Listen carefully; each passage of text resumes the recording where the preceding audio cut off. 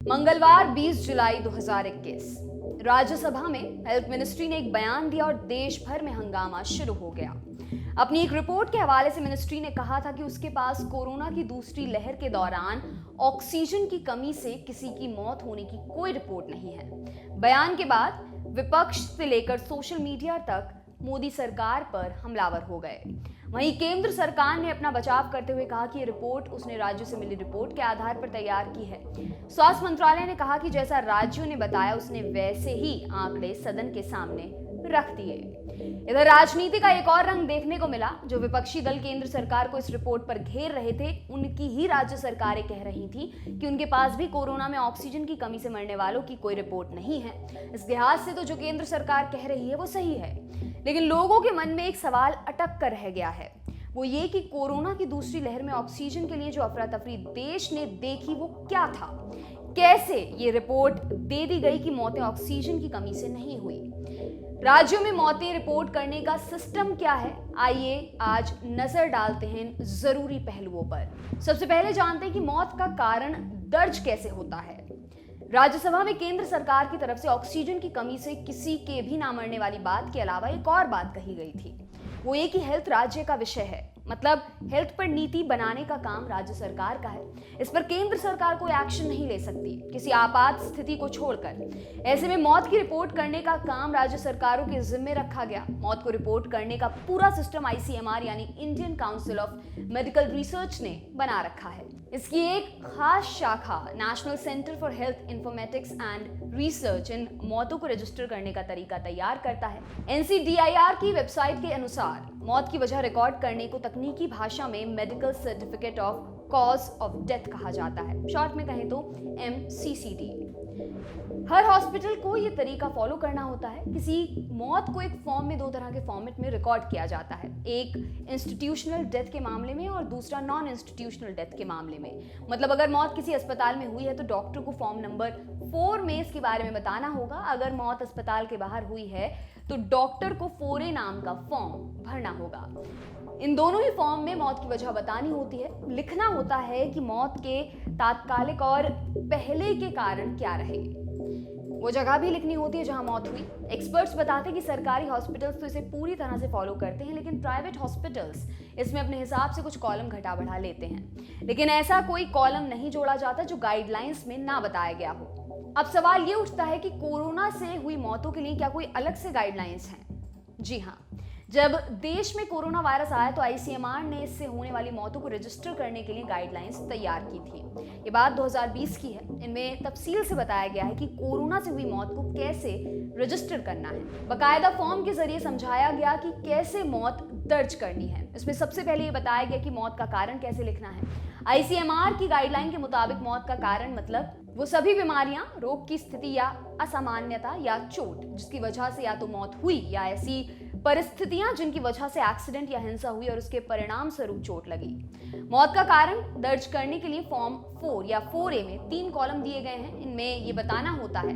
भाग 1, तात्कालिक कारण, मरने के वक्त बीमारी, चोट या परिस्थिति जिसकी वजह से मौत हुई, ना कि मौत कैसे हुई, जैसे हार्ट अटैक आदि। पूर्ववर्ती या पहले से मौजूद कारण, मरने वाले की वो बीमारी जिसकी वजह से वो अस्पताल में पहुंचा और मौत हो गई, मतलब जब लाया गया तो उसको किस तरह के लक्षण थे।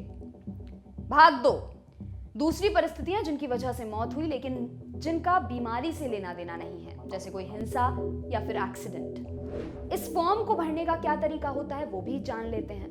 इसे भरने का एक सेट तरीका है। गाइडलाइंस के अनुसार पहले भाग में मतलब तात्कालिक कारण में सिर्फ एक कारण ही लिखा जा सकता है। उसके बाद पूर्ववर्ती कारणों में 2 लाइन में 2 मुख्य कारण बताए जा सकते हैं। अगर इसके अलावा अन्य कोई बात है तो उसे भाग 2 में तफसील से बताया जा सकता है।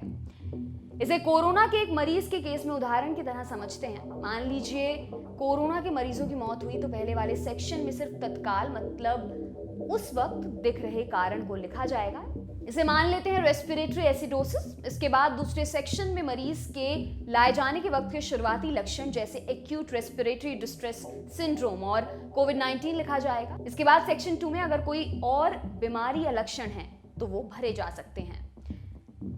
अब वो बात जिसके लिए आपको हमने ये सब बताया, इस गाइडलाइन में हमें कहीं भी ऐसा कॉलम या निर्देश नहीं दिखा जिसमें किसी कमी की वजह से मौत का जिक्र किया जा सके। मिसाल के तौर पर पावर सप्लाई ना होना, ऑक्सीजन खत्म हो जाना या इंजेक्शन की कमी होना।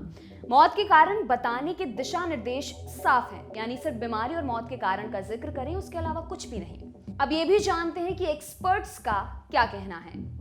एमसीडी में मेडिकल ऑफिसर रहे फिजिशियन डॉक्टर अनिल बंसल के मुताबिक मौत का कारण लिखते वक्त डॉक्टर के पास बहुत विकल्प नहीं होते, वो ज्यादा डिटेल नहीं लिख सकता। लल्लन टॉप से बातचीत में डॉक्टर अनिल बंसल ने बताया, बने हुए कॉलम में बीमारी और मरने के सिर्फ फौरी कारण को लिखा जाता है। जहां तक बात कोरोना की है तो कोरोना से मौत और इससे होने वाली दिक्कतों का जिक्र किया जा सकता है।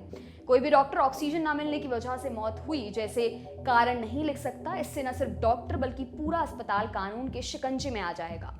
अगर मेडिकल लापरवाही का कोई मामला आता है तो जांच कराई जाती है, इसमें इस तरह के कारण लिखे जा सकते हैं, लेकिन डॉक्टर तो सिर्फ मेडिकल कारण ही बता सकता है। हमने कोरोना की बीमारी पर लगातार नजर बनाए हुए डॉक्टर विपिन वशिष्ठ से भी बात की। उनका कहना है, कोरोना से किसी की मौत होने पर डॉक्टर के पास उसके मेडिकल कारण लिखने के अलावा कोई विकल्प नहीं होता। वो सिर्फ कोरोना की वजह से पैदा हुई दिक्कत और मौत का कारण लिख सकता है। हॉस्पिटल में कोई बदइंतजामी थी या किसी कारण से कोई सुविधा हॉस्पिटल में नहीं पहुंची, इसका डॉक्टर से कोई लेना देना नहीं होता। वो ऐसी बात मौत के कारण की जगह पर लिख भी नहीं सकता। पूरी दुनिया में मौत का कारण लिखने की यही प्रैक्टिस है। ऑक्सीजन या किसी और चीज की कमी प्रशासनिक मामला है, उस पर वही जांच करवा सकते हैं। सरकारी अस्पताल में तैनात एक डॉक्टर ने नाम न बताने की शर्त पर कहा कि यह सुनिश्चित कर पाना लगभग नामुमकिन है कि किसी की मौत ऑक्सीजन की वजह से हुई है या फिर नहीं। वो कहते हैं, ऑक्सीजन की कमी से अगर किसी की मौत हुई भी है तो इसकी सटीक तफ्तीश के लिए पोस्टमार्टम करना होगा। कोरोना की दूसरी लहर में जिस तरह से लोग हॉस्पिटल में आ रहे थे, उसमें उनका बेसिक इलाज कर पाना ही मुश्किल हो पा रहा था। ऑक्सीजन या दवाई की कमी से किसी की मौत को स्थापित करना अनुसंधान का काम है। जब रोज हजारों लोग हॉस्पिटल पहुंच रहे हों, ऐसे में ये कर पाना नामुमकिन है।